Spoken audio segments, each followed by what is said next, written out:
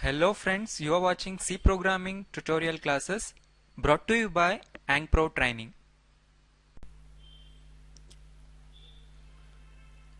And the topics for this class are structures, initialization and declaration of structures, and we'll work out some example programs on structures. Right? So first let's understand what a structure is. Structure is a way of bundling different types of variables. So far we worked on many variables belonging to many data types. So at a time we can initialize a variable, we can use a single variable. So all the variables are handled individually. In the case of structure, we can bundle, we can combine all different types of variables together in a single logical unit. So that is called as a structure. So we give a single name to a group of variables of different type. So after combining variables of different type, we give a name to that group. So we name a group containing of different types of data types. Each element or each variable in a structure is called a member of that particular structure. And a structure variable should be created to access the members. So apart from the members, apart from the different types of variables inside the structure, we need a special variable that points to that structure. So here the structure variable is like a pointer to that structure, right? Any number of structure variables can be declared for same structure and memory will be allocated for each separately. When we declare multiple variables for a single structure, each variable is going to have total number of memory locations that is needed for that particular structure, right? Once we get into the examples and programs, you will understand everything about this structure, right? So how to declare a structure? So we use the keyword struct to declare the structure. Struct student data. So here the structure name is student data, and struct indicates that we are going to define a structure with the name student data. So remember, struct is a keyword, should be kept in the lower case, and so this is how a structure looks like. So inside a pair of curly braces, you're going to have your different types of variables. So here I've got a register number of type int, student name of type char, course of type char, and fees of type float. So all these variables are bundled together in a single unit, a structure which is named as student data. So here stud1 is a variable. So variable is declared for this structure like this. So in this way we are going to declare a variable that can handle this structure. So this variable stud1 is a variable to handle the variables inside the structure, right? So this structure, the elements of structure are called as members. So all the elements together make up a record. So you can imagine this as one record for the student one. So if you want to maintain multiple records and go on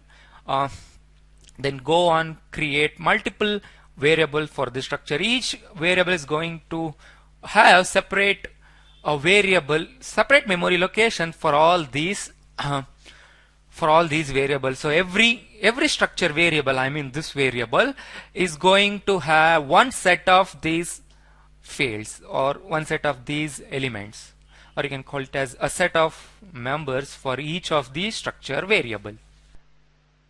And friends, let's go and create a structure here. So remember, we normally declare the structure or define the structure outside the main function. That is, you can have it before the void main statement. So here start with the keyword struct and give a name to the structure. Like I'll say student data. So this is just the structure name. Okay, we're not going to normally access this name, but rather we create a variable to that structure to access the members present in the structure, right?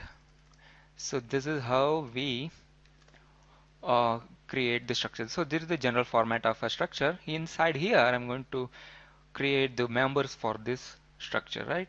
Let me create a ID, int ID, char name of the student, and percentage, right? So these are the three fields inside the structure. So let us keep it simple. So here in this place, after the closing curly bracket, we're going to declare the variable for this structure. Say suppose s1.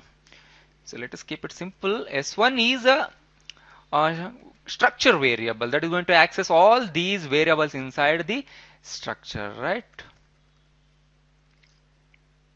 So let's get into the void main. So far we have created the structure and we defined the structure members. So let's go inside the void main and assign some values to those members. So how to access? We can't do like this, id equal to 20 or something. We can't do like this because id is not at all accessible without the structure variable.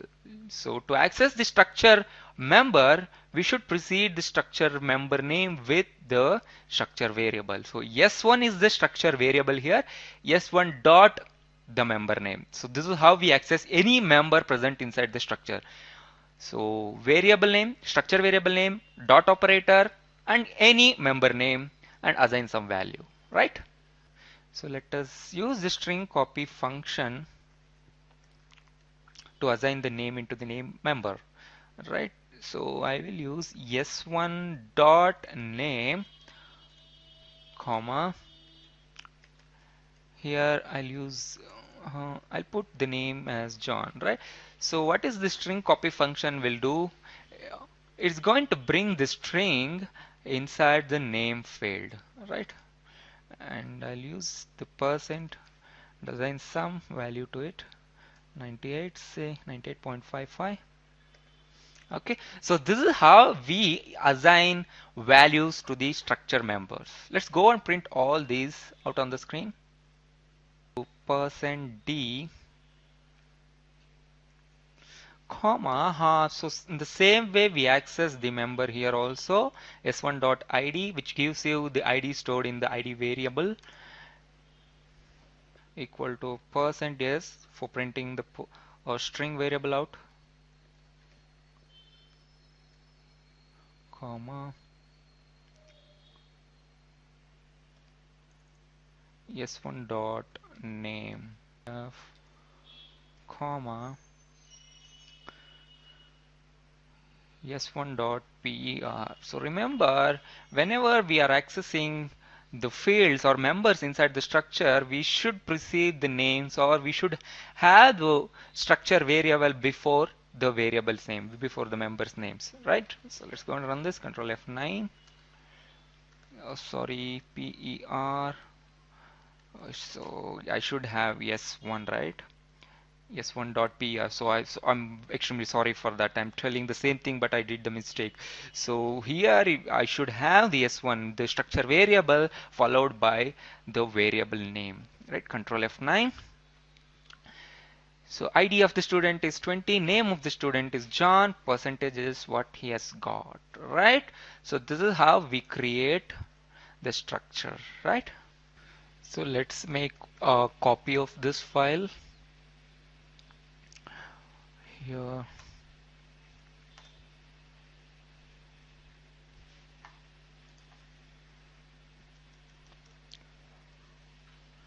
struct2.c. okay, yeah. So now I'm going to make some changes here, like say suppose I want to store students data for two number of students, right? How can I do that? It's very simple. I should have one more structure variable here. That's it, s1 and s2. Or let me give a meaningful names here, comma John, right? So likewise, we can declare any number of structure variables, each having a set of members, right? So to assign the data, I should have every time the structure variable here. So ram.id equals to 20, and the name I should have ram here, and the percentage he's got ram dot percentage, because ram is the structure variable here. With this name we are going to access all those members, right, in the same way. So I'll just copy this set of data, copy, shift insert. I'll just replace the variable name here, right? John.id equals to 21, name is John, John dot percentage is this, right? So to print the data out, I should have one set of this as well.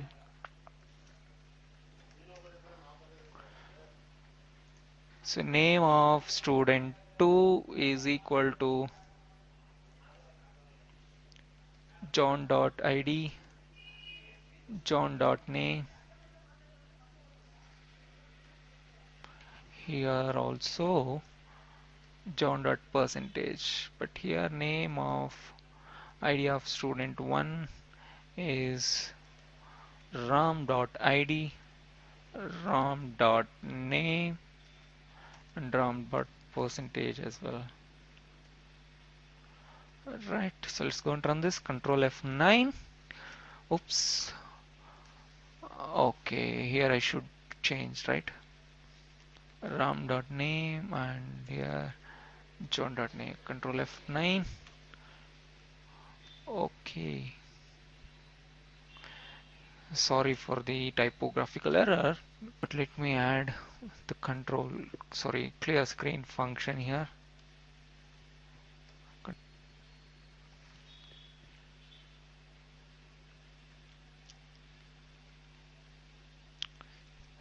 So let me add one more printing statement.